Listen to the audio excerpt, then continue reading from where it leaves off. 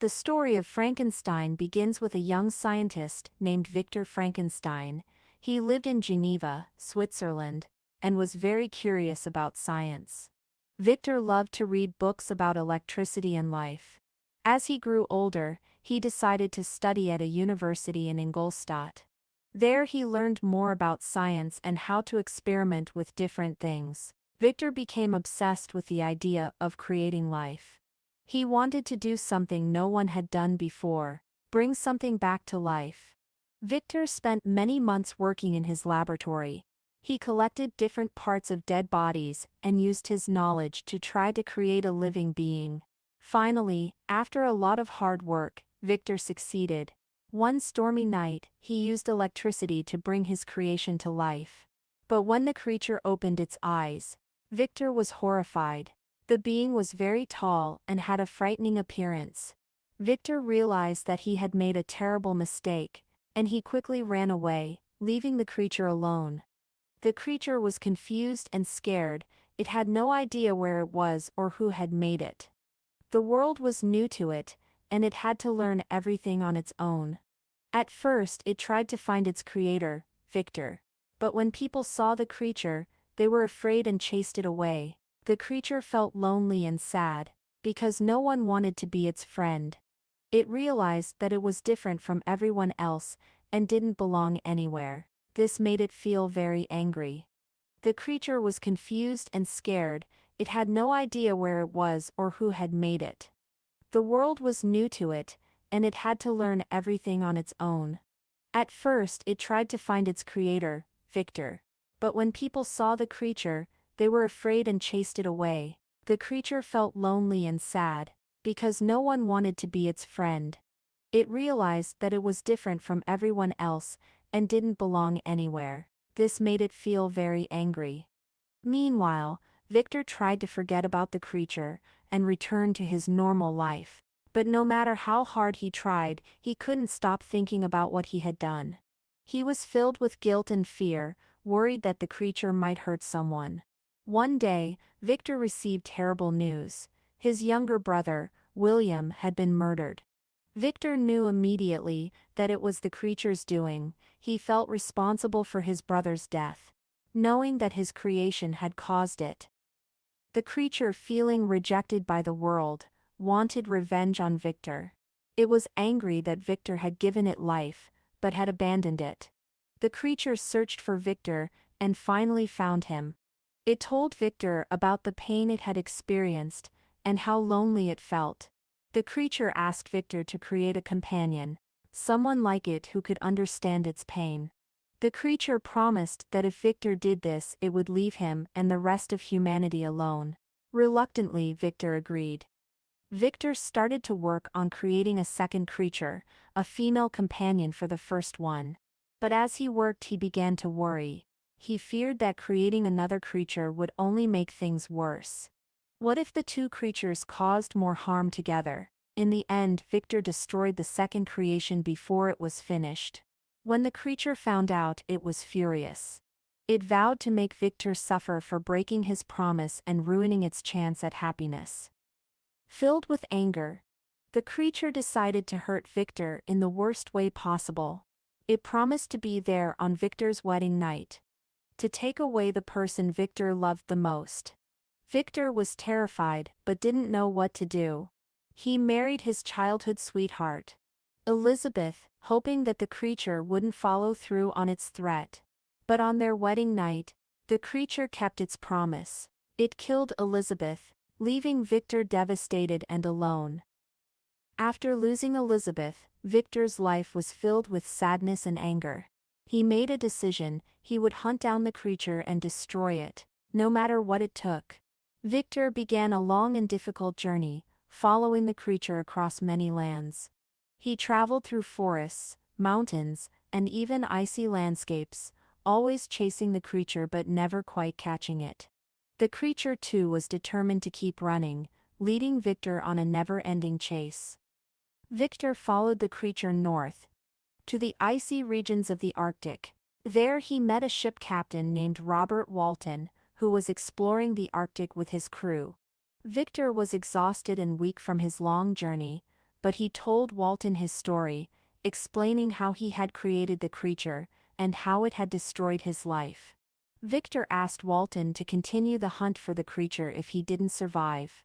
Walton listened carefully, amazed by Victor's incredible and tragic tale. Victor's health worsened in the freezing cold, and soon he was too weak to continue his journey. He died on the ship, filled with regret for the terrible mistake he had made. After Victor's death, the creature appeared one last time.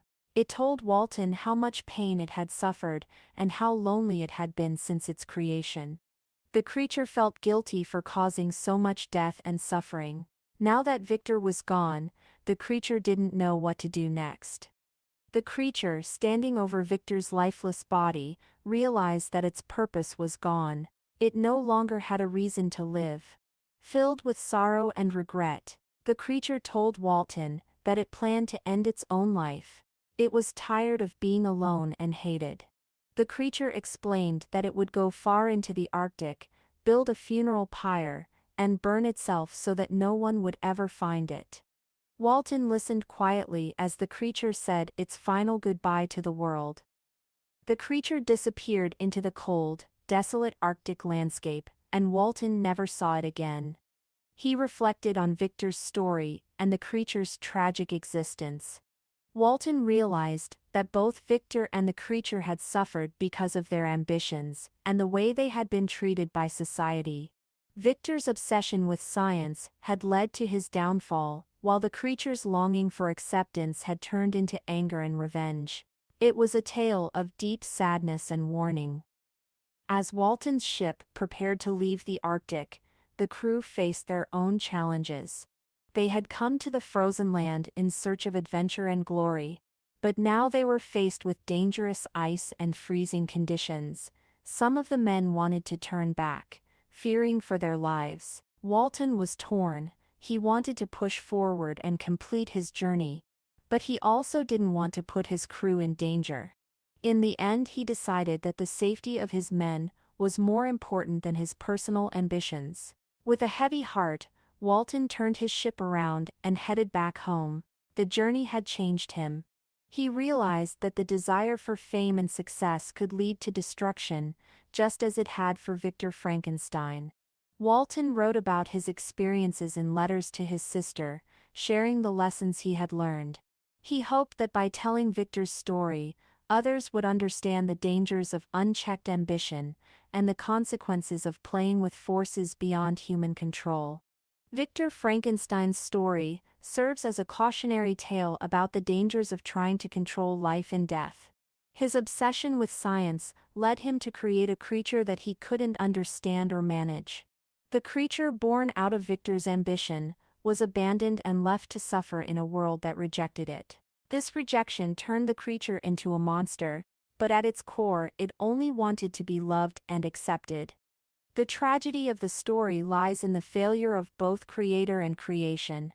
One of the main themes of Frankenstein is the idea of responsibility. Victor created life, but he didn't take responsibility for his creation. Instead of caring for the creature, he abandoned it, leaving it to navigate the world alone. This neglect had serious consequences, leading to the deaths of many innocent people.